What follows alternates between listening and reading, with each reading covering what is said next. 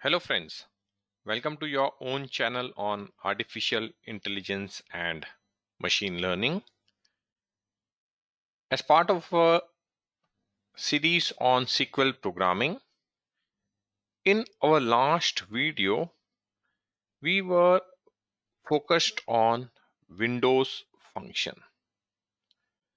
And in Windows function, we learned rank, dense rank, row number, partition, order by, how to use these clauses while using a Windows function. In this part of the session, we are going to learn how to use lag, lead, these two window functions, and how do we use preceding and following, these two clauses while using the Windows functions. Let me first explain the concept of lag and lead in Excel.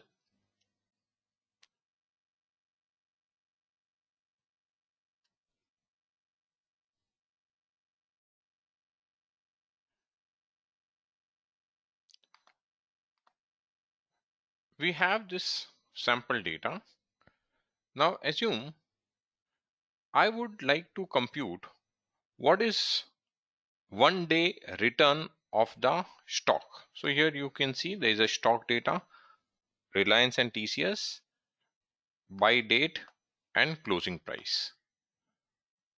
To calculate the 1 day return, I require, for example, on 3rd Jan, the closing price was 2,557 rupees and 5 paise, and the previous day closing price was 2,575. I require this information parallel adjacent to it. Now I can calculate the 1 day return.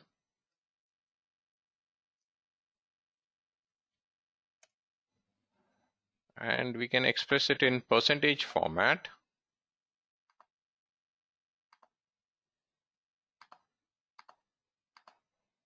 Okay, so there was a negative return.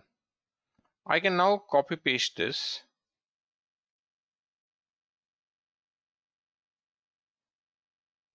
till here, and this is a new script. So, and I can now do the copy paste. So here we have calculated, which means I wanted the previous day close price, and this is 1 day return. This previous day close price in Excel, it is very easy. However, if we have to do it in SQL, we will have to do it using a function called lag. So here we will require a function lag. Okay. There is another possibility, which means where I want the next day price available in this record.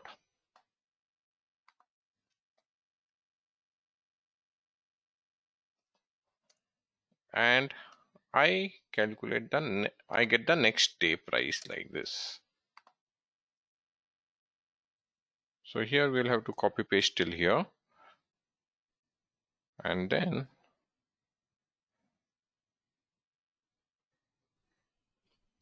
okay. Again, I can compute the 1 day return, but typically we would not do this calculation like this. Next day price, we'll take a lag information while doing stock analysis, but for the sake of the discussion, I've considered here. In this case, the formula will be like this, and we can copy this formatting. Okay.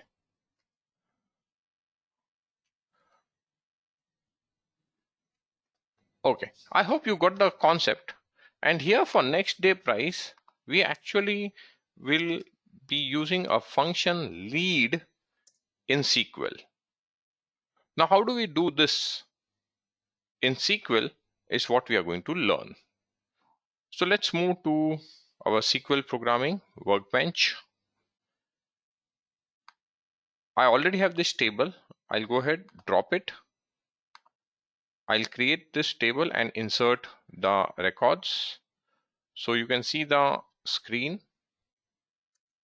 and based on the data points given on the screen, you can write the SQL query, execute data.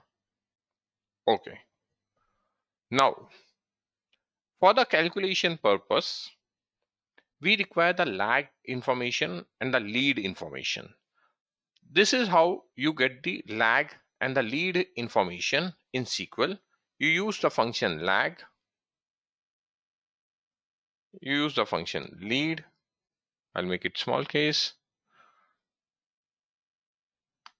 Lag information of which column? We want lag information of the closing price. How many day lag? I want 1 day lag. Now, if you want, say 3-day lag, what does 3-day lag means? Here, this is 1 day, this 2 day, this 3. So here in this row, if I do a lag of 3 day, what it means is day 1, day 2, day 3.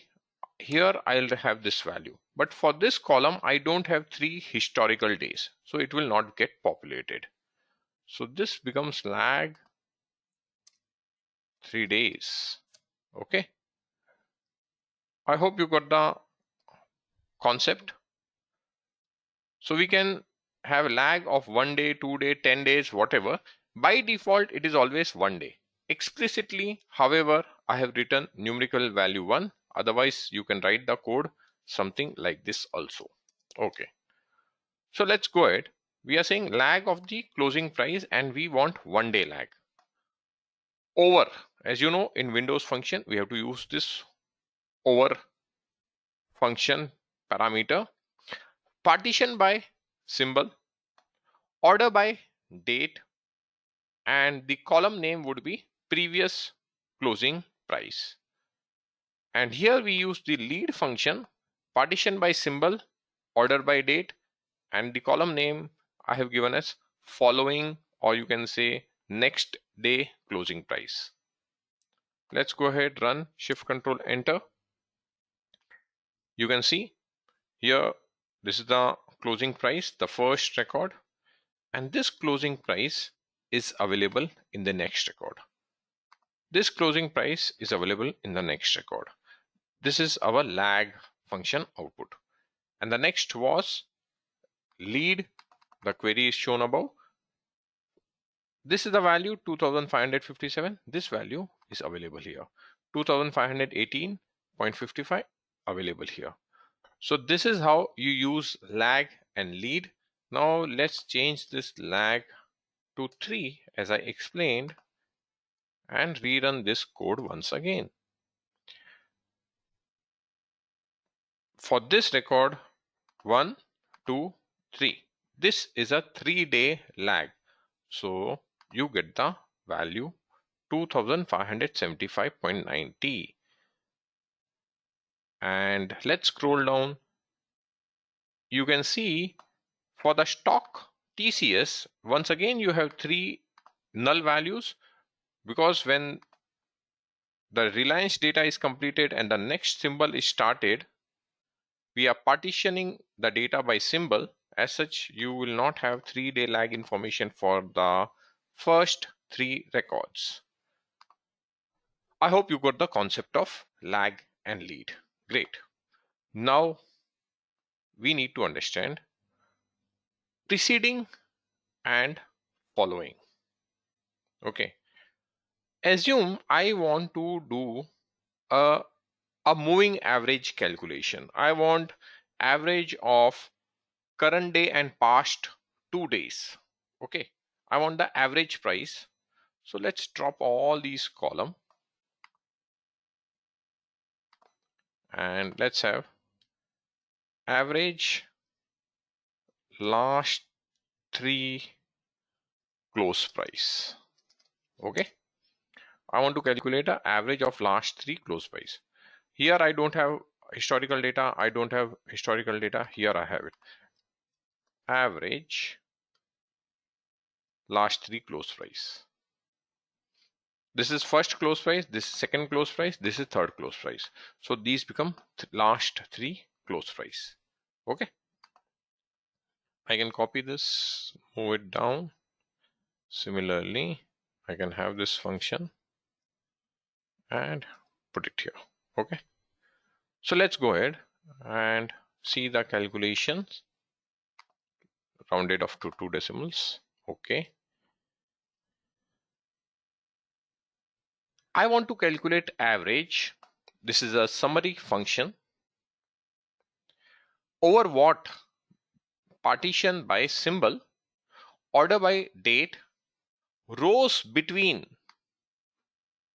2 preceding rows and 0 following. So basically 2 preceding, current and 0 following. Nothing after the current date, current record should be considered. Okay. Let's run this.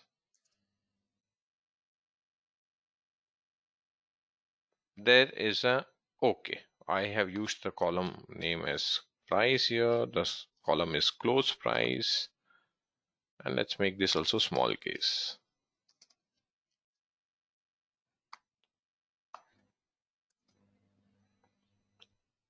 Okay, so this is populating the values for the first 2 also.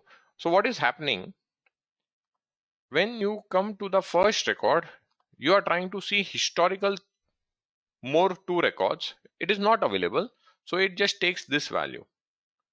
And here when you are trying to do calculation, it takes the average of these 2 records. And then here onwards, you have the current record and preceding 2 records. So it does the calculation. So we can copy paste this also and paste it and just cross check our answers with what we got in SQL. 2575.90 matching, 2566.475 rounded off 48 matching, 2550.50 matching. This is the concept of using preceding and following options when you are using the Windows function. Here I have demonstrated with average. You can use this preceding and following with any other summary function also, just for a demonstration purpose. Here I'm using average, max, min, count. You could have used sum function also. However, sum function would not have made any sense. So what average will give? Average will give me average of last 3 closing price, 2 preceding, current price, 0 following. This will give max of last 3, 2 preceding, current. What is the max between these 3 prices? This will give minimum. This will give me count. Now here, let's go ahead, execute the code. Here you see the count says 1 because for this record, there was no historical record. So it says that this average has been calculated only with 1 record. So there is only 1 record being considered. Here 2 records are being considered, and here onwards the current and 2 preceding records are being considered. So the count has come 3. Let me show the full code and the output. You can compare this. This is the code and the output. I hope you have been able to understand the concept of lag, lead, preceding, and following. How to use this window functions and the clauses. I hope you're enjoying learning SQL with me. If you really like these videos and you have seen all the videos, then why not click on the like button, share it with your friends who can also benefit from these videos. In my upcoming videos, I'll try to explain the concepts of views, user-defined functions, stored procedures. These are advanced topics which I'll try to cover in my upcoming videos. Till then, happy learning. Thank you. Bye bye.